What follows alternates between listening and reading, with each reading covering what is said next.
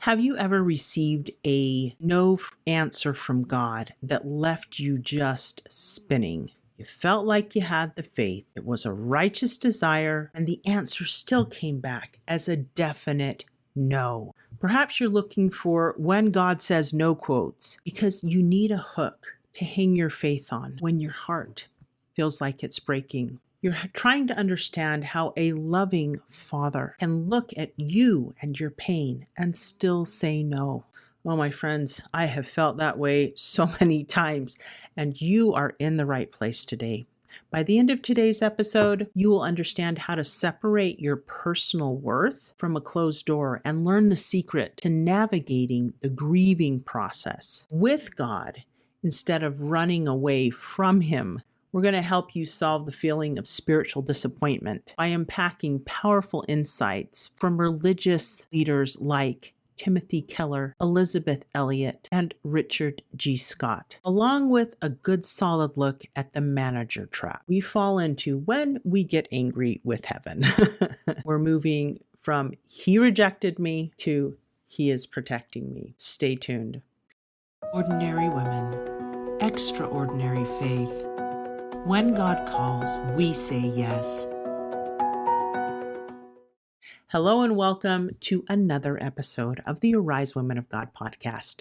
I'm your host, Tamara K. Anderson, and joining me today is my wonderful co-founder of Women Warriors of Light, Wendi Christensen. Now, the perk to having Wendi with us today is that she has also been a licensed clinical social worker for the last 30 plus years, and she has lots of experience of helping people navigate the no's that they get from God in their life. So when we face the brick wall of a no answer, we need to anchor ourselves in the character of God. As Elisabeth Elliot wrote in her classic book, Keep a Quiet Heart, quote, God's refusals are always merciful, severe mercies at times, but mercies all the same. It takes immense spiritual maturity to see a refusal as a mercy. I like how she described it as a severe mercy because it doesn't feel like a mercy from God when we get a no and it's something we desperately want, right? Especially when we are in the thick of it. It becomes easier to swallow when we understand why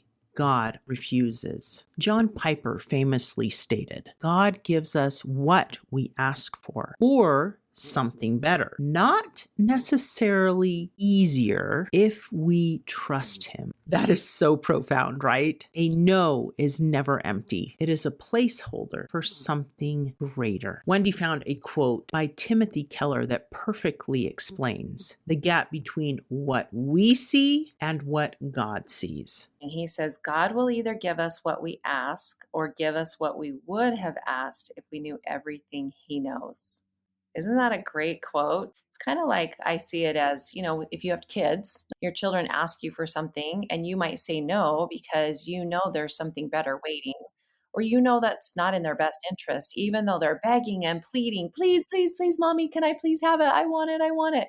And you're thinking, no, we can't have all that sugar before dinner because you need to have your dinner first.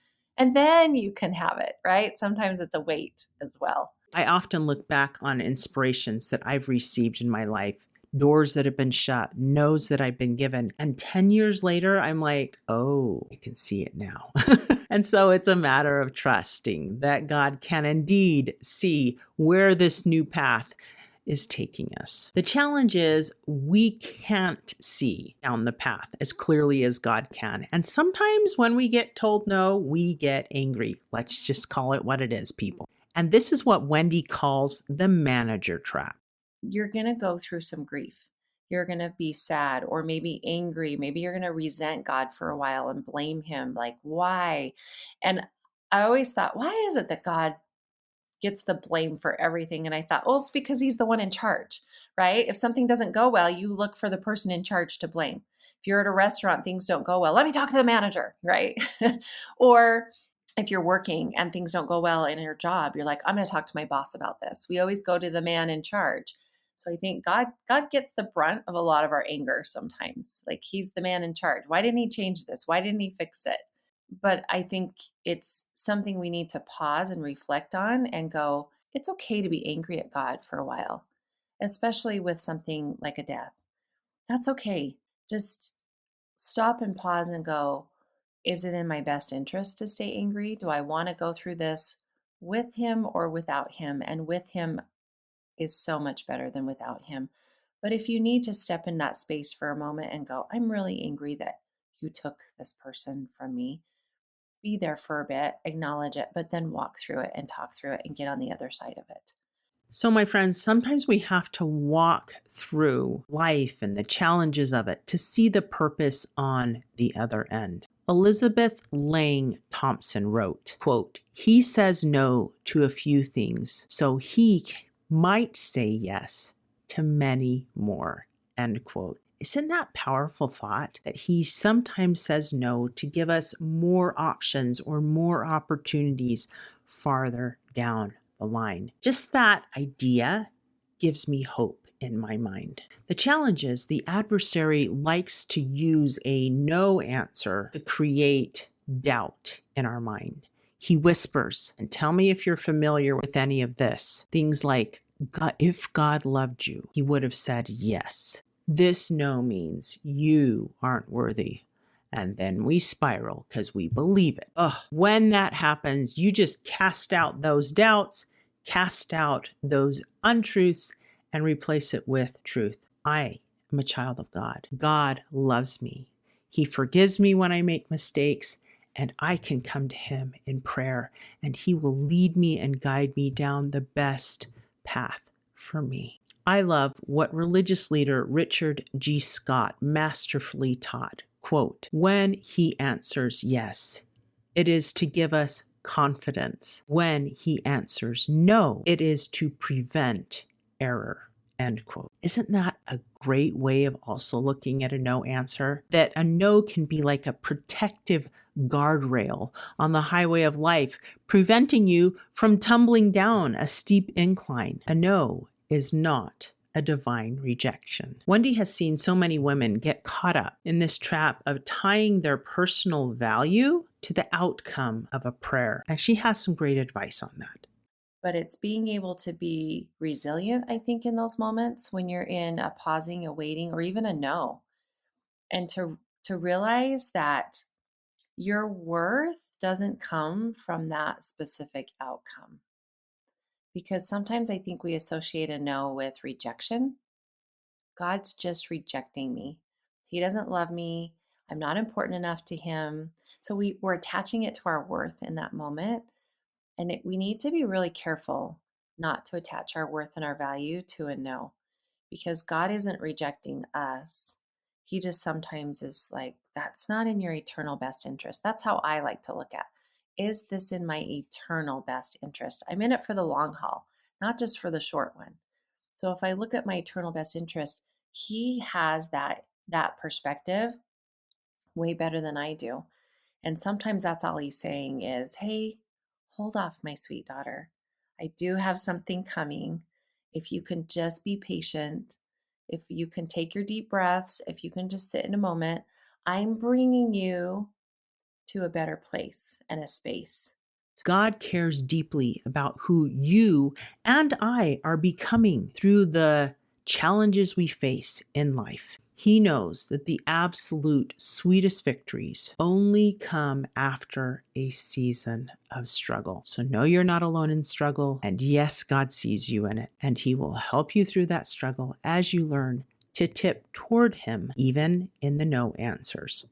I can't tell you how many people, as they're talking through their difficult moments in their lives, will pause and they'll say, but you know what? Even though that was a really hard time for me, I learned so much about myself through that experience. And I think that's what God's wanting.